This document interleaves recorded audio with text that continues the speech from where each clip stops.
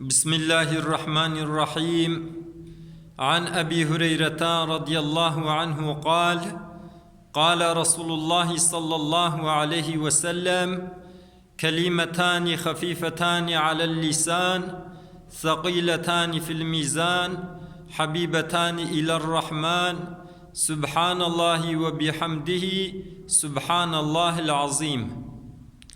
قال مسلمانا هاتيا روايت کرین ج ابي هريره خدا جي راضي به دبي پیغمبر عليه الصلاة والسلام وها گوتیا د خبردان هنا لسر زمان گوتنا و سبکا رحتا دميزين دجي خيرا و گلکا زيديا و خدا جو هر دو کلمه جي زيده حست کے او هر دو کلمه سبحان الله وبحمده سبحان الله العظيم.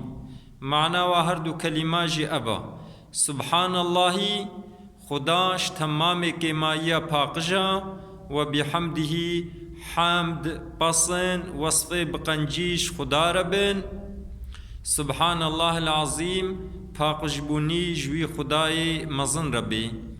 قالي مسلمان جوي حديثتي فهمي قو رحمة خدا قالك زيديا بعملك هندك جي مكافاتك قلق ددي مهو.